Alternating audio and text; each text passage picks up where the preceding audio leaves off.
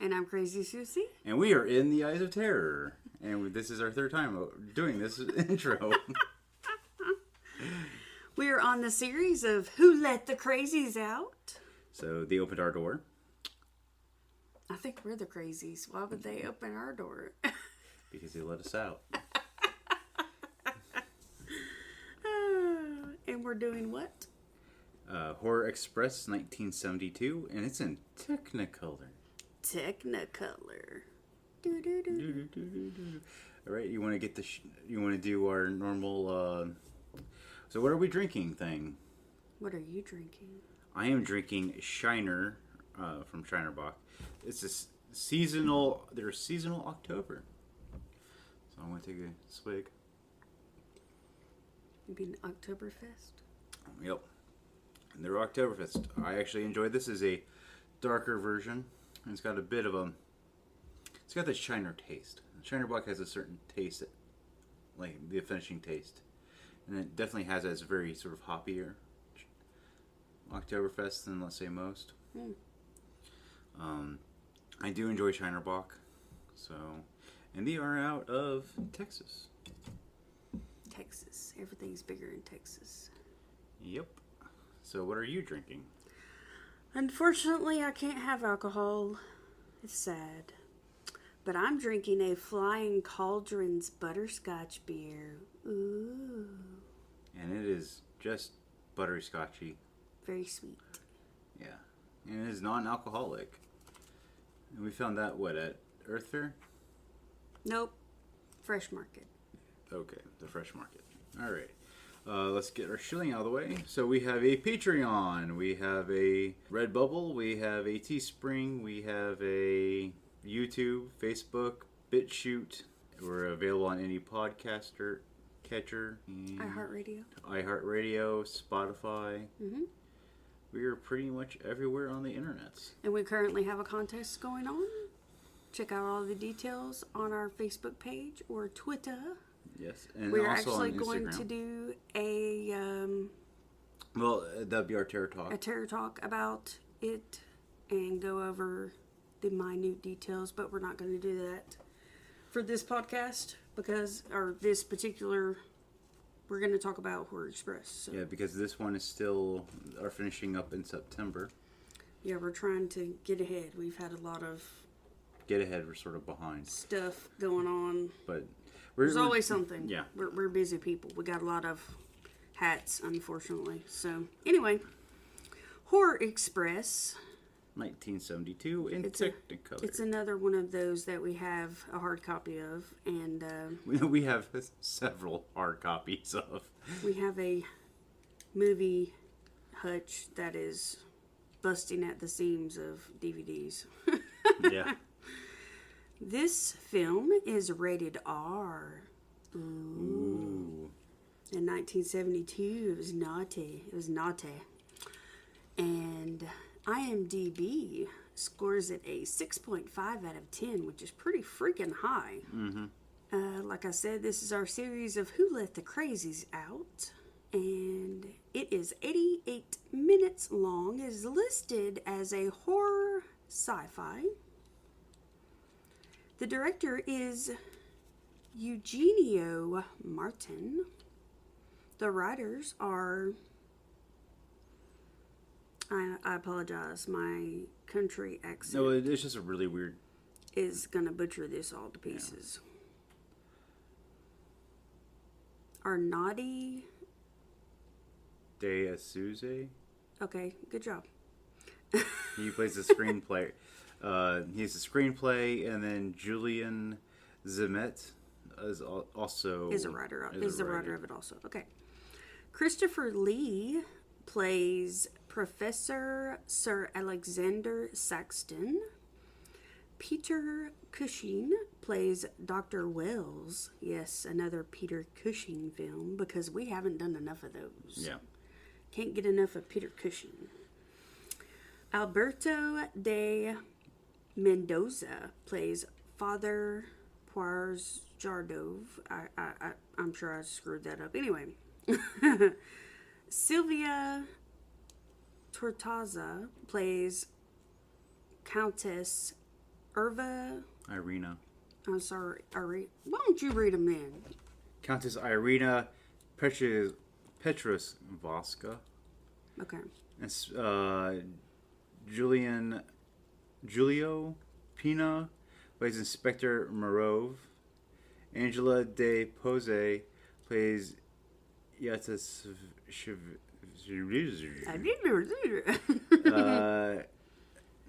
Helga Line plays Natasha. George Rigaud plays Count Maryan Petrovski. And Alice Reinhardt plays Miss Jones. And many more at imbd.com. So yeah, these names are quite complicated for people.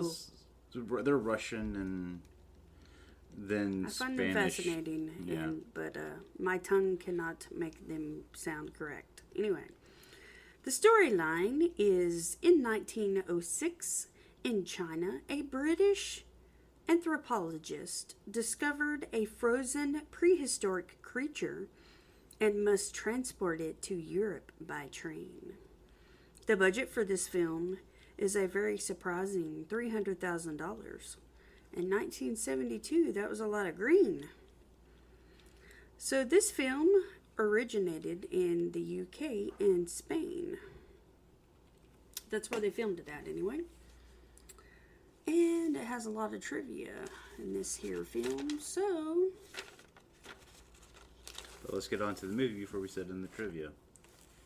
I just had to write that on there, that way I can know, hey, I gotta look it up. My wrist can't handle writing all that. So the movie is set in 1906. And I really like the sounds of a train on the tracks. It's very soothing to me. And that's sort of how this movie sort of begins.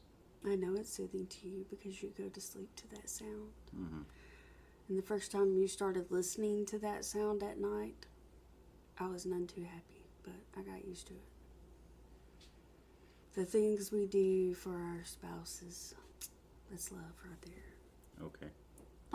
But the opening credits to this movie is very 1970s at the same point. It's very, they're sort of weird. It's weird, just so 70ish. Think so? Yeah, with the flashing behind it and the typeface and everything. It was very 1970s. I found the music at the beginning of the film to be very eerie. Yeah. No, I'm not saying the music. I'm just saying the typeface was that. Yeah, you just mentioned the train on the tracks was comforting. I found the music to be very eerie at the beginning of the film. Mm-hmm.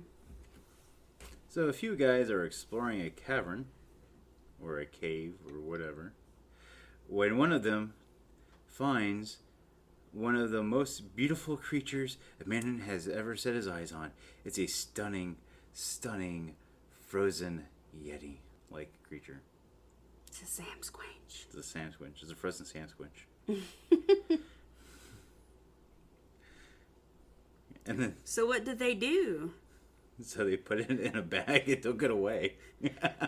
They decide to start a fire to free it. We are men. We shall light a fire. Let's free this beast. Well, they weren't just doing that. They also had some weenies that they needed to cook and some baked beans. Like, come on. They were hungry. They were hungry men. They were, doing a hungry man. They were hungry men, so they cooked a hungry man? Mm-hmm. Why didn't they just cook the Sam Squinch? Frostbite. It had frostbite. Actually, I didn't know if you know this or not, but a couple of years ago, this scientist, they found a woolly mammoth, like a really intact woolly mammoth, and so he, for scientific reasons, he cut up a little bit and made himself a woolly mammoth steak, and he cooked it up, and they asked, well, what did it taste like? He's like, it was frostbite. So, yeah, for science. Yeah. Freezer bunt. Yeah. Something's been frozen for 1 billion years. I'd say it's a little freezer burnt. They forgot to put the freezer They forgot to put the freezer bag on it before it froze. Mother Nature's freezer bags. Yep. Don't work too well. No. Okay, so and it goes from cavern to them hauling it off to we're on a train platform. And a lot of people are taking interest in this this cart. I mean, it's now in a. You skipped the whole thing. Did I? Oh, fine. You. Okay, so as you said, they were in the cave. They built a fire. They freed the frozen beast man. They transport it along to the train station, along with many other items and people. Mr. Saxton is very unhappy because he phoned 2 weeks prior to reserve a car on the train. Well, isn't it? It's not Mr. Saxton. It is Sir Dr. Saxton or something like that. Dr. Wells bribes the ticket man to get 2 cars on the train. Finally, Captain O'Hagan comes in and gives Mr. Saxton assistance, and the ticket man finds his ticket. Well, I mean, Mr. Saxton also did, put his entire contents on the desk from the desk onto the floor with his cane. Yeah. At the boarding station, a man tries to break into Mr. Saxton's crate. He dies just from looking upon the beast. A father, a priest who's there, says, whatever is inside is of the devil and should be destroyed. Yeah, he goes something about the glory of God or whatever, and he puts he puts a cross on the platform, and he says, the cross is acceptable anywhere except for pure evil, and then he tries to put it on the canvas, and that's covering the crate. Yeah, and it doesn't take. Mm-hmm. So, proving that once again that this creature is evil or something. Yeah, whatever is contained inside is of the devil. Mr. Saxton basically tells him he's crazy and gets the captain's men to assist him in putting the crate on the train. Everyone is very curious about Mr. Saxton's crate. Mr. Saxton bunks with Mr. Wells and a lady who had no boarding ticket. Again, she's naughty. She got on the train without a ticket.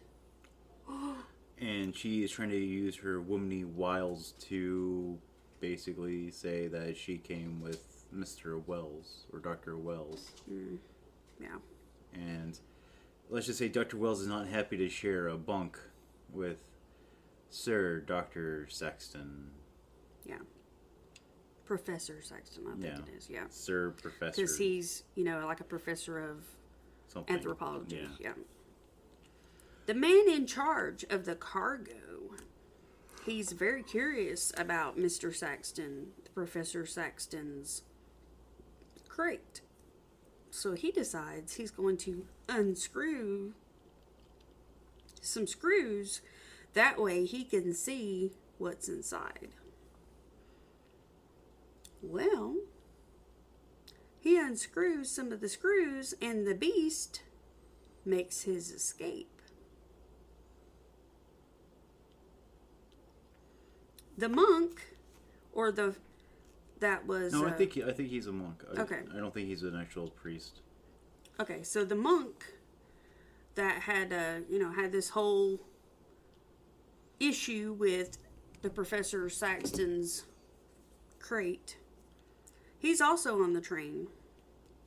He's traveling with the Count and the Countess. Well, is it the Countess that has the dog? It is, isn't it? The Countess, her dog, is very afraid of whatever it is in the crate. Yeah, because she went to go drop off some jewelry to be safe. locked up in the safe. Yeah. Yeah. So she went to the cargo hold to give the cargo man, The cargo master, her jewelry to have it locked up in the safe. Well, they realize at some point that the baggage man is missing. Dun dun dun. He took a really long bathroom break. So they decide it's best to have a look inside Professor Saxton's crate. Well, okay, but leading up to this point, Dr. Wells has been constantly bugging the cargo man to open up the crate. He's been trying to, like... Sneak a peek. Everybody wants to sneak a peek in this crate. Everybody's he's so been curious bribing about him to, get it, and then he's like, well, we have to find out what's in it, and, like, it's... have a peek inside and let me know what you see. Yeah, well, he finally got they peeked inside, and, he released the... Release the Kraken! Yeah. But when they opened it, Dr. Wells was like, all right, finally, I can see what's in it. You'll find out it's the bloodied-eyed cargo man with whited-out eyes. Yep. Much to his disappointment. Yeah, so Professor Saxton, he refuses to give the key, so they force it open. And like Bunnyman said, inside is the baggage master. Professor Saxton says, it was a fossil part ape, part man. It was alive 2 million years ago. They say, well, it must be alive now. Quiet, says the doctor. I don't want to panic the passengers. Dr. Wells is at supper and he asks Mr. Jones for help with an autopsy. They discover that the luggage master's brain was smooth. If you've ever seen a picture of a brain, you see all these ridges and everything and bumps and Basically, their thesis is that every time you create a thought in the brain, that's what creates the ridges. That's what they're saying in the movie. It's like every thought, every memory is a every ridge. Time you learn something, every time there's knowledge, every time you learn a skill, every time you create a memory, it creates a ridge in the brain. So, and here is this basically stating that whoever took it basically sucked all that knowledge out, leaving the brain perfectly smooth, like day one. Right. Yep. So, they discovered that the luggage man, his brain was perfectly smooth, and they think his memory had been erased. They leave the storage area, and the beast comes back into the train through the storage. The mystery lady without a ticket goes to the storage room and takes things out of the safe. But the beast, he erases her. Well, we go find out she's some super agent, or she's just a thief. I mean, secret agent man. But she's just she's a sneaky lady. Yeah. She likes to take things that don't belong to her. She got sticky fingers. Yeah. Ew. I don't like sticky things.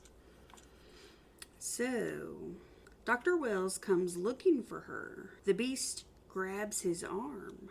But the lieutenant is there with his gun and shoots the beast. The lieutenant goes to return the items to the count, and the monk says, "You can't kill evil with bullets. The beast lives." They view the beast eye under a microscope. Yeah, because so So, yeah, the actual beast dies, right? They think he's dead. Yeah. And so they pluck out an eyeball. Well, wasn't the eyeball, like, smashed or something? Like, I can't remember. I think his eye was injured, maybe. Yeah. And then so they removed it. They look at it under the microscope to try and see what the last thing was that he saw. The kind of base knowledge in this film is kind of strange but interesting at the same time. So the monk is telling them the beast is evil. He is Satan. Well, because throughout the, I guess through the blood, it showed illustrations of, like, I guess the world at one point was 2D. Mm-hmm. And it's very illustrated. Like Flintstones? Yeah, like literally like the Flintstones. So you see, so it starts from like from space going down to Earth, and then we see Flintstone dinosaurs. I think there was Fred somewhere over there in a quarry, but I couldn't 100 clarify that one. And then it was like flipping through basically like up to the point where it got frozen. So you saw the dinosaurs. Mm-hmm. So basically the beginning of man. Yeah, didn't it show like cells developing? Yeah. And then multiplying, and then it showed dinosaurs, and so basically it just kind of like took you through the development. It basically went through the evolutionary chain up to the point he froze. But he was like, crap. But the theory their theory was that everything is retained within the eye, and it was retinal fluids that they were examining. And and then they saw that, like, the last image was this, I think it was the monk, or something. It wasn't the monk, it was somebody else, but wasn't it the woman, the thief? Yeah, I think Thief it was the last one that he saw. Yeah, because she was taking stuff out of the he was in the cargo hold, and she was taking stuff out. He saw her taking stuff out of the safe. Yeah. Before he killed her. Yeah. Mm-hmm. Yeah. But it was funny. I couldn't help but to be comical. It was pretty funny. Yeah, it was different. So, the monk tells them that the beast is evil. He is Satan.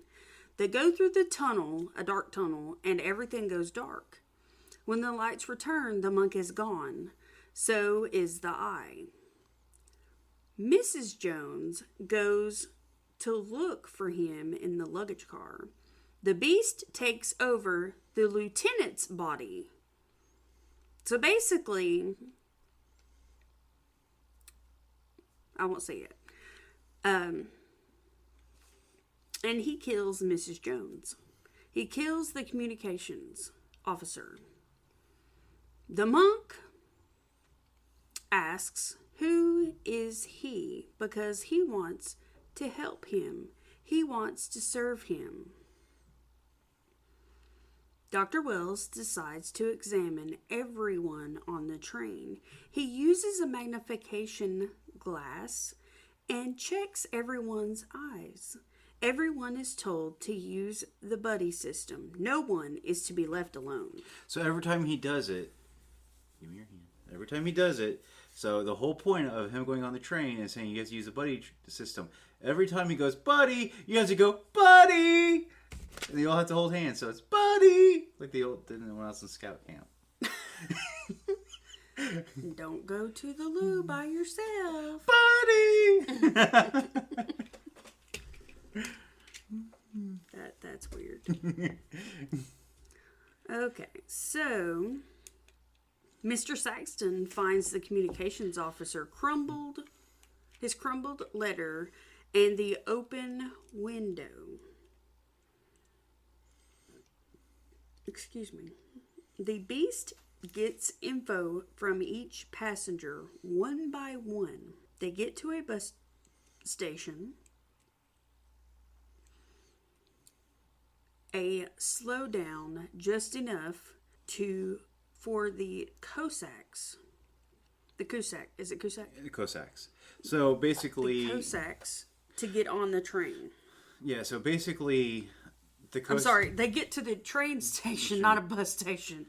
They stop at the upcoming train station just enough. They don't stop. They slow down just enough for the Cossacks to jump on board. Yeah, so the Cossacks are basically the ones in charge of like the trains throughout the Russian front. And there is one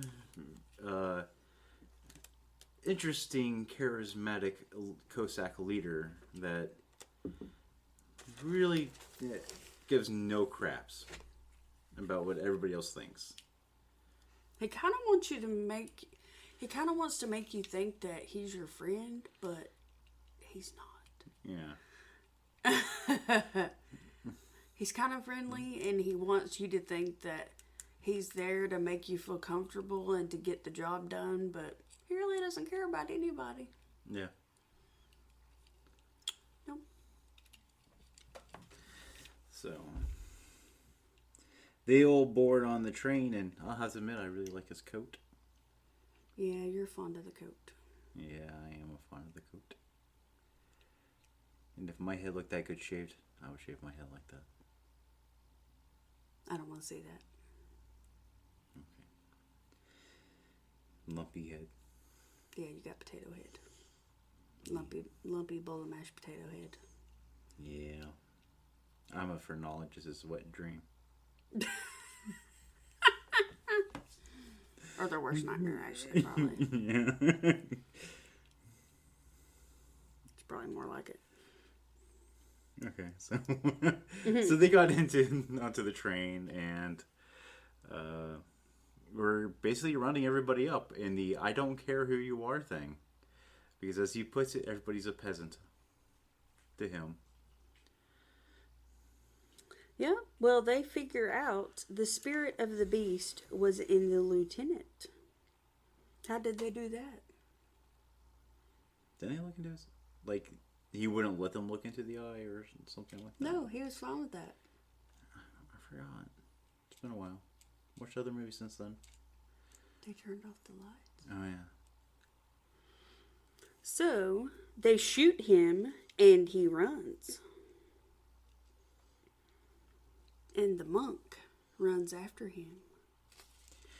No, my friend, don't leave me. Yeah, so the monk, he's a bit of a nut job anyway, and he has a very Rasputin-y.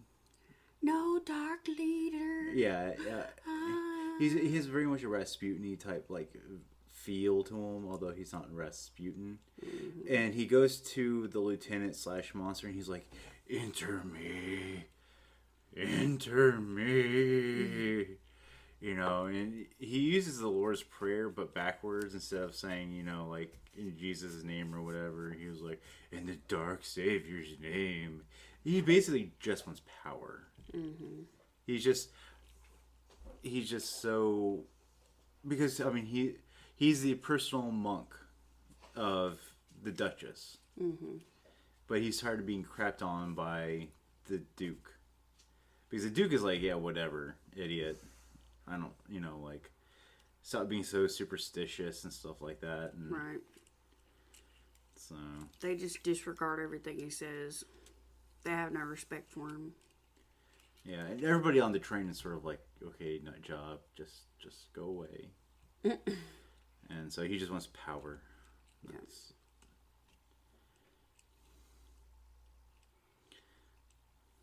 So he manages to talk him into entering his body. The monk disengages the lights and attacks the Cossacks. He attacks everybody. Yeah, he attacks everybody, and it's a pretty much a bloodbath in there. The beast seeks revenge for the monk on the count for how he was treated. Professor Saxton gets to the Countess and asks the monk what is he to do with him. He says, just let me go. takes control of all of the people he has erased and has them go after Professor Saxton. So he takes control of all these meat sacks of people that he's erased their brains. He's got like this army of meat sacks, basically. Mm-hmm. And he has them all go after Professor Saxton. The telegraph station is told to derail the train. Because of this, the train goes right off of a cliff. All except the last car. Yeah, because they disengaged from them. Yeah. So basically, what I remember is like the leader of the Cossacks said, "If I don't wire you back to the wireman," he was like, "If I don't wire you back, tell the next station to change tracks, basically." Mm-hmm. And that's what he did. I think it's just sort of weird that there's tracks that lead off of the edge of a cliff, just like whatever. Yeah. They're like, just in case, we're just gonna have,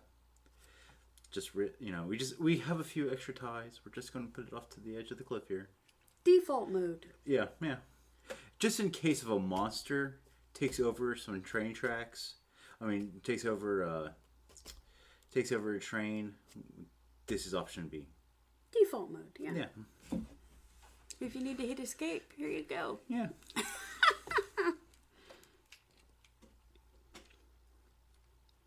So the telegraph station is told to derail the train. Because of this, the train goes right off the cliff, all except for the last car, which had the unraced people in it. Earth was safe. Once again. Yep. So you think. Ha ha.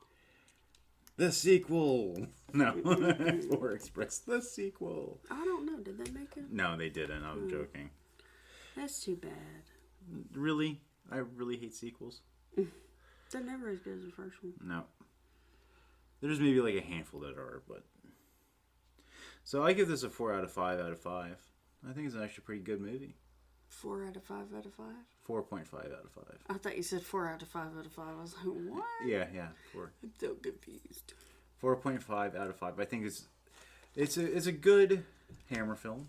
I mean, it's a good Peter Cushing film, and pretty much everything he's in is really good. Yeah, and they pretty much explain everything. There's really no loose ends. There's no like gaping plot hole type stuff. And I have to say, Christopher Lee in his youth was a very handsome man. Yeah. And you don't realize how tall he is. So he's up near Peter Cushing because he dwarfs Peter Cushing.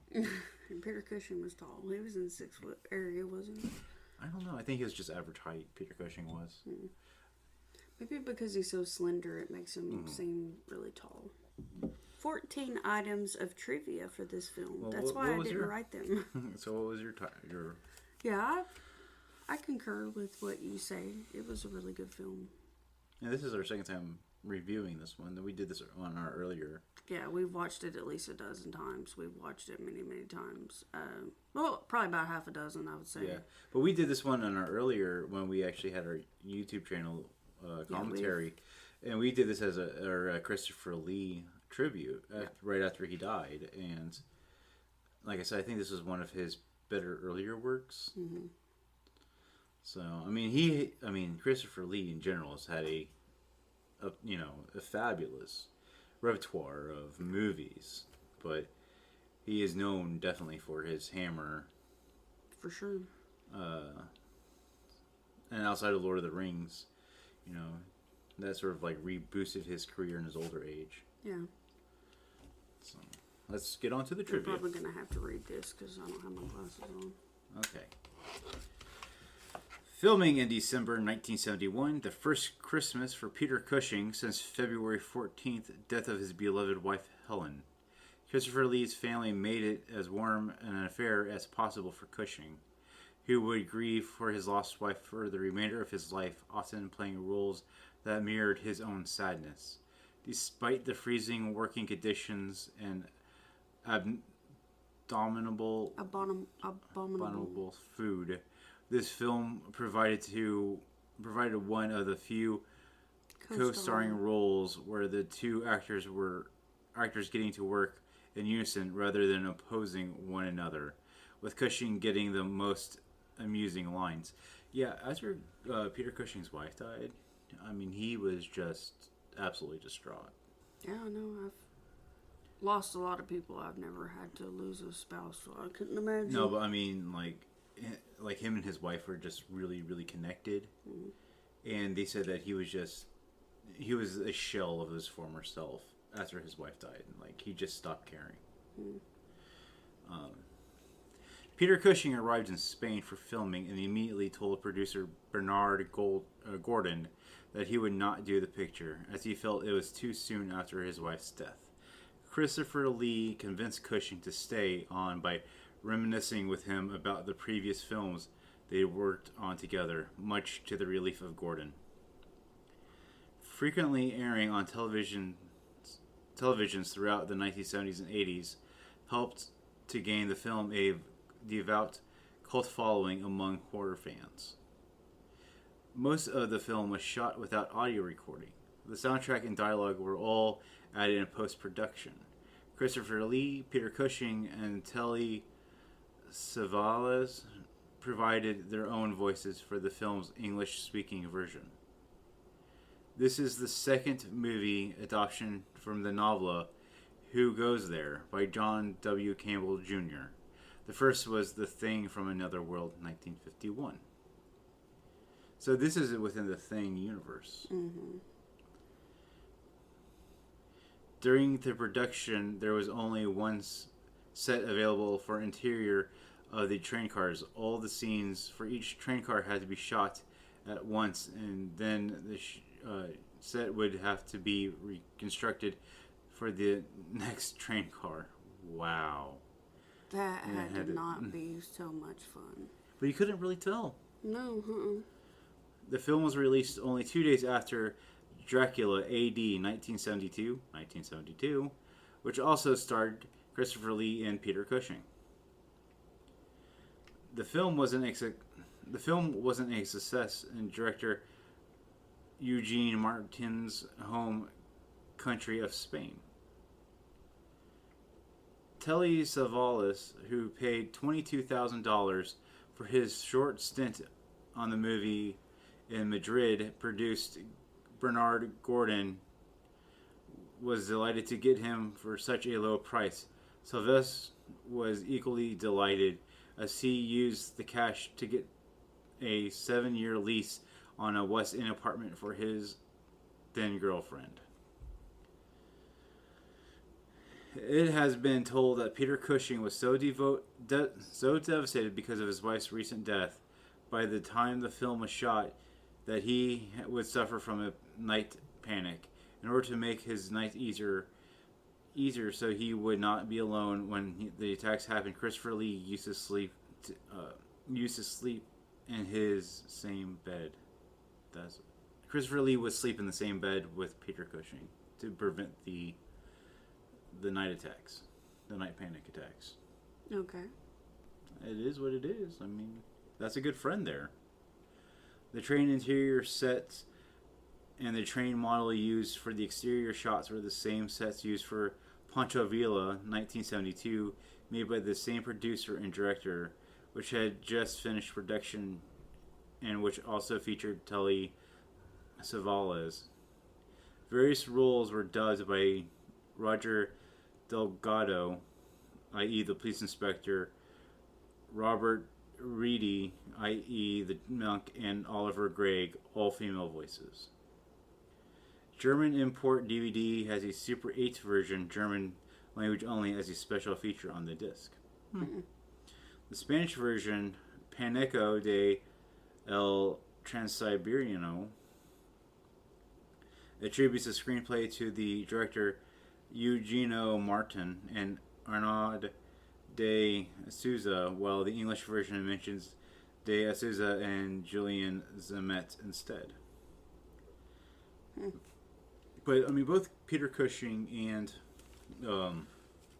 Christopher Lee both served in World War II. So I mean, it wouldn't be uncommon for them to be, bunk with other people. I don't during their lifetime. So, but it was really just, I think, shows how important they were to each other's life. Right.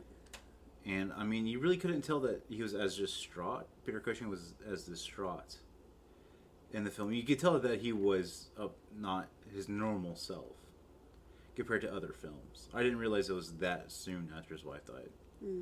But I think really after this film, that was it. That was the end of his acting career. He basically was a shut-in for the rest of his life. Like I said, him and his wife are just so interconnected that everybody that ever worked with him just said he was just. I think the only other film he was in at this time was maybe Star Wars. Like Episode 2 or whatever, or the second one of the original trilogy, The Empire Strikes Back, I think. But yeah, he really didn't act much at all after his wife died. It's not easy losing people. No. So what did you overall think of it? I mean, I know we gave a score, but so what did you think of the theory of the blood, the brain and the eye? I thought it was really interesting. I mean, the whole erasing people's thoughts and taking them as your own, getting their memories,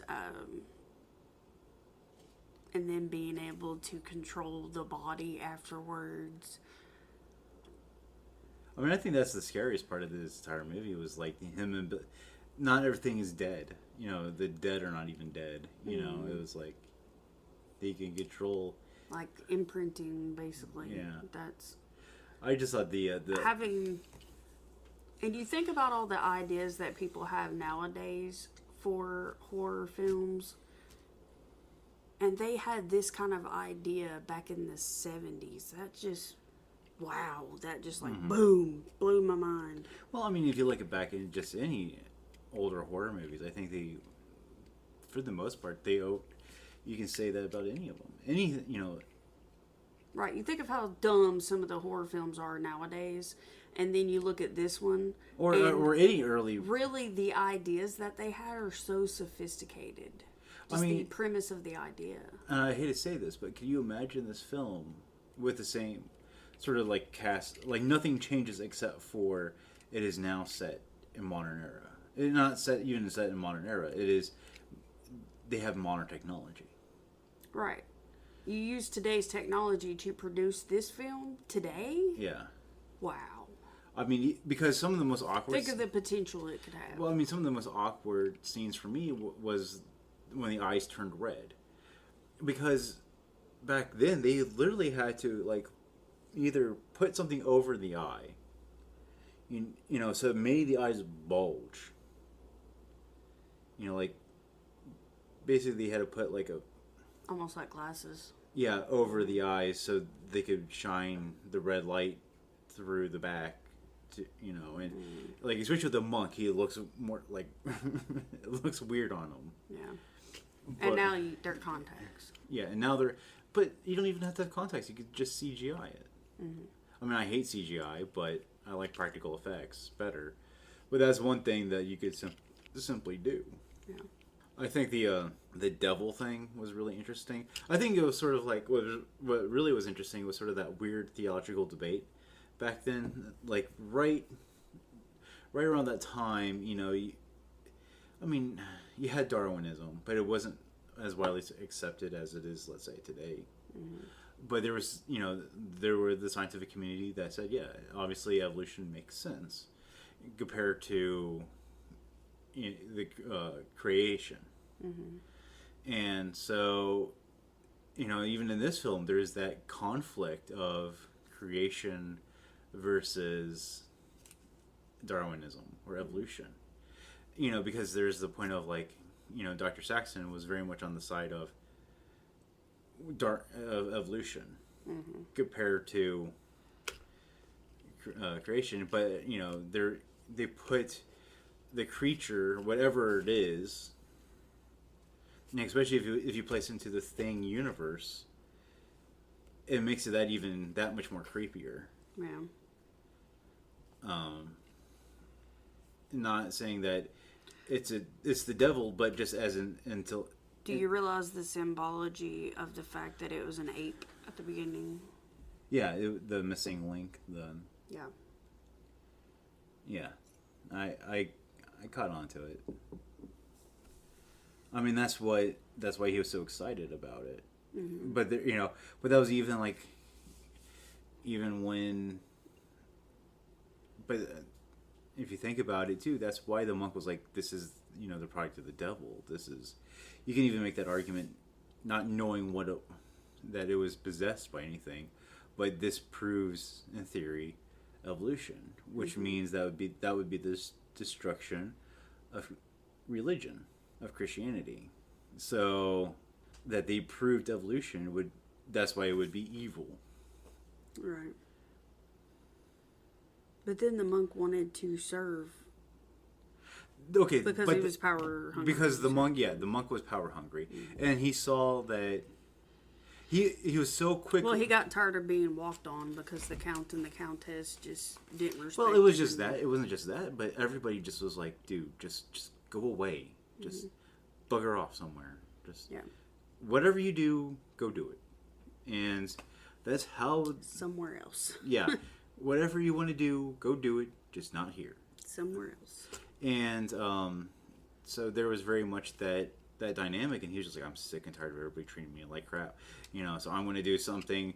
But it's so weird that he's so quick. I mean, this is, just human nature in general, how quickly we are willing to abandon years long of a belief system just for the opportunity to have power, any type of power, mm-hmm. good or bad. And I think that's, the real monster here. Like every monster film, in my opinion. Like going back to another Peter Cushing film that we did, The Evils of Frankenstein. It's not, it's hardly ever the monster's fault as much as it is the people that control said monster. Mm. Or, the people who hunger for... Whoever's pulling the strings, yeah. Yeah. Because the monster would not have survived at that point if it wasn't for the monk. Mm-hmm. But because the monk was so power hungry, there you go. Right. So, you could look really into it. We've had people say that we had some really interesting analysis. So, we do appreciate everybody that follows us. We really do. We get comments on BitChute, which... half the time I even forget that it exists because I just have it upload. Everything we upload to YouTube goes directly to BitChute, so I just sort of forget it's there till I get an email saying somebody commented on it. Like, oh, I forgot about it. But we really do appreciate it. Yeah, we enjoy the feedback. So yeah. Other than that, this was a shorter mm-hmm. review than what's... This is only an 88-minute film, though. Right. It's not really that long of a film. No, it's not. But it definitely... It does have a lot going on for such a short film, though. It has... Yeah, but it's very more action... It's got a lot going on. I feel like this was one of the more action-based ones than any of the other movies that they were in. This one was sort of like the break for... I would say this was more we're starting to see the evolution away from theatrical... Using, like I said, a lot of the movies that Hammer did was theater shot on film. And this one, I think, was generally a film compared to a play shot. This one was more, I guess, American. Oh, okay. With the plane crash the train crash at the end. But there was no boom, boom, boom, boom explosion. It was just way off the cliff. Off the cliff, folding it, metal on itself. Mm-hmm. Which how it would have been. I mean, Right. But I do enjoy this movie. I do recommend it. This is on. Well, we found this on several different compilations that we have of. You can almost find this anywhere now. Yeah. So, till the next time. Yeah, we'll scare you guys later. All right, bye.